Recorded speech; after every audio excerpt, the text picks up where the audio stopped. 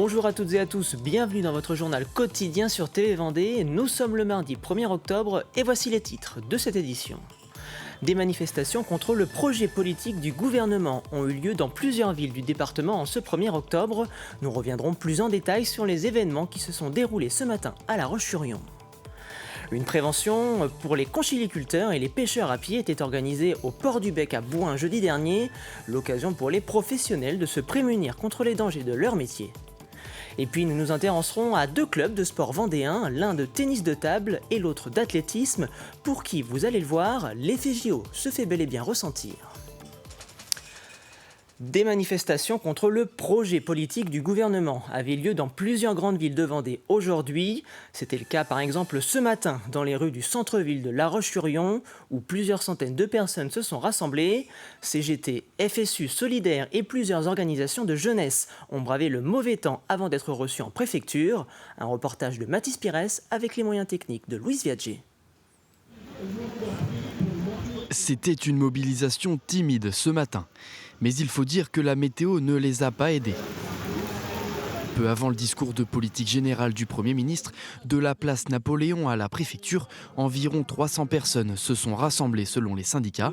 Un appel peu suivi. La mobilisation est pas à la hauteur des enjeux, c'est sûr, mais 200 à 300 personnes, c'est pas non plus ridicule. Le temps était vraiment pas de la partie, effectivement, mais aussi, on a des difficultés à mobiliser dans les entreprises et dans les services publics pour faire prendre conscience aux collègues de l'importance des enjeux à venir. L'intersyndicale réclame entre autres l'abrogation de la réforme des retraites et l'augmentation des salaires. Le tout face à un nouveau gouvernement totalement contesté. C'est la force du collectif toujours qui nous fera gagner, qui nous fera vaincre cet adversaire féroce qu'est le capitalisme, qui est ce gouvernement odieux avec lequel on se retrouve aujourd'hui, gouvernement que l'on n'a pas désiré. En fin de matinée, la préfecture recevait l'intersyndicale pour noter leurs revendications. L'organisation Attaque appelle à une nouvelle mobilisation mercredi prochain devant les instances parlementaires. Et cet après-midi, c'est à Fontenay-le-Comte, peu après 17h, qu'une cinquantaine de manifestants se sont rassemblés devant le centre hospitalier. Plusieurs prises de parole se sont succédées, notamment pour la défense du service public de santé. Les représentants syndicaux ont rappelé leur soutien au personnel de l'hôpital, frappé par des conditions de travail jugées de plus en plus délétères. Le comité régional de la conchyliculture et la mutualité sociale agricole ont organisé à Bouin une journée dédiée à la prévention des métiers de la mer. L'occasion par exemple de sensibiliser les ostréiculteurs aux risques de leur profession, comment bien choisir ses équipements de protection ou réagir en cas de chute en mer. En Vendée et en Loire-Atlantique, on dénombre pas moins de 300 producteurs d'huîtres. Un reportage de Grégoire de Châtillon.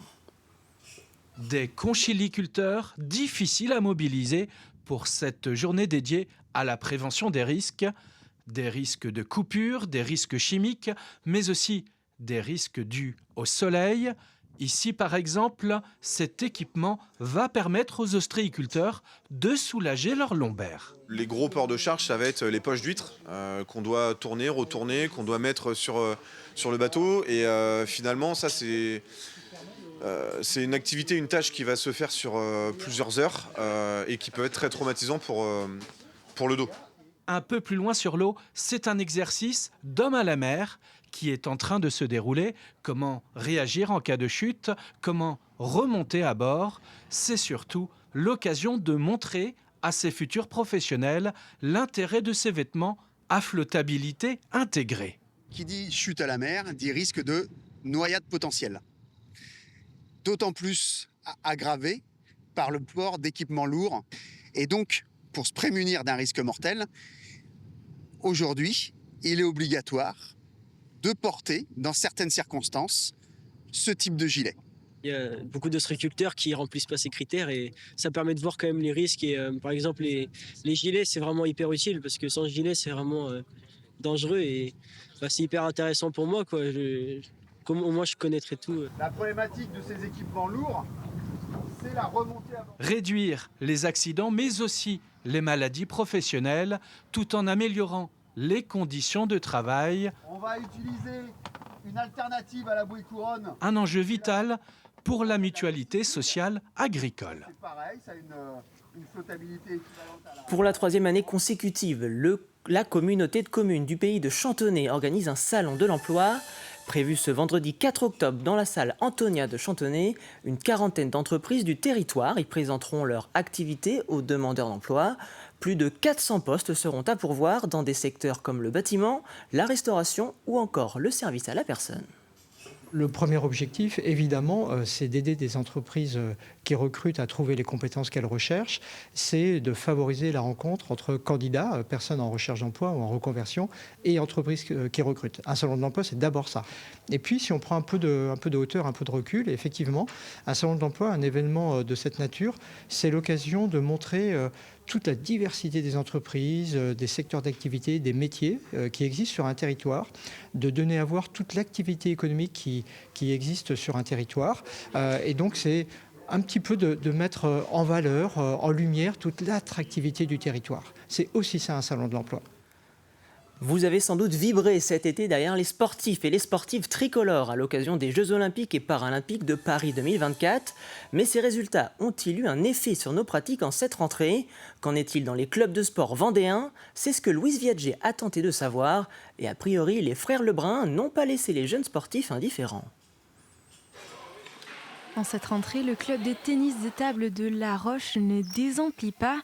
Nouveaux adhérents et fidèles du club ont eu un élan de motivation depuis les exploits sportifs qu'ils ont vus derrière leur télé cet été. Forcément, les frères Lebrun, leur manière de jouer, oui, c'est incroyable, quoi. Et je pense que j'aurais pas commencé en club s'il n'y avait pas eu les JO. Forcément, les frères Lebrun, Félix, Alexis Lebrun, Simon Gauzy aussi, j'ai regardé les JO et ils m'inspirent tous. Il y a beaucoup de nouveaux jeunes depuis les JO. On voit pas mal de nouvelles têtes depuis la rentrée. Le club enregistre 15 à 20% de hausse des inscriptions ce mois-ci par rapport à l'année dernière. Un effet attendu et même anticipé par le club qui a recruté de nouveaux entraîneurs pour répondre aux demandes.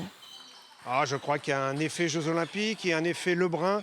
Les frères Lebrun sont des locomotives formidables pour le tennis de table français. Ils ont eu la chance de bien réussir leur jeu à domicile. Et donc, je crois qu'on a été sous les feux de la rampe pendant quelques temps. Et ça a donné envie à beaucoup de gens de venir ou de revenir vers le tennis de table. Et il y a un autre sport qui a connu une vague d'inscriptions, l'athlétisme. C'est 10 à 15% d'inscriptions en plus dans le club de l'Entente-Sèvres. Habituellement, on avait des groupes d'une dizaine ou d'une douzaine de jeunes, en poussin, benjamin, etc. Et là, on voit qu'on a doublé nos effectifs. Les benjamins, ils sont plus de 40 aujourd'hui. Les poussins, ils sont 70. Donc voilà, une très forte poussée chez les plus jeunes. Et les entraîneurs observent bien cet engouement pour le sport tous les 4 ans après les Jeux. Forcément un effet JO, ça c'est habituel. Après les grands événements, on a toujours un afflux de personnes. Et puis puisqu'on avait une athlète du club qui a participé au JO, il y a forcément un effet Louise aussi qui joue.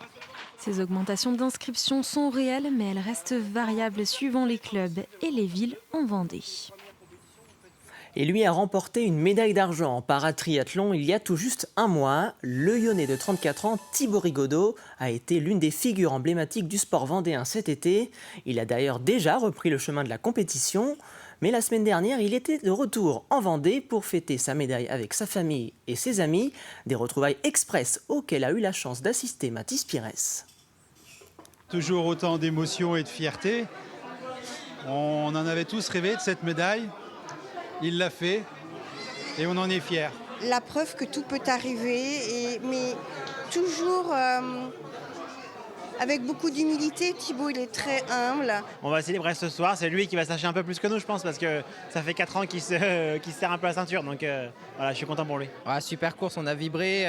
Moi, j'étais au boulot, j'ai même demandé moi, à la cafétéria du boulot de mettre la télé pour que tout le monde puisse suivre en direct. C'était pas loin des larmes, même les larmes, c'était vraiment un grand moment.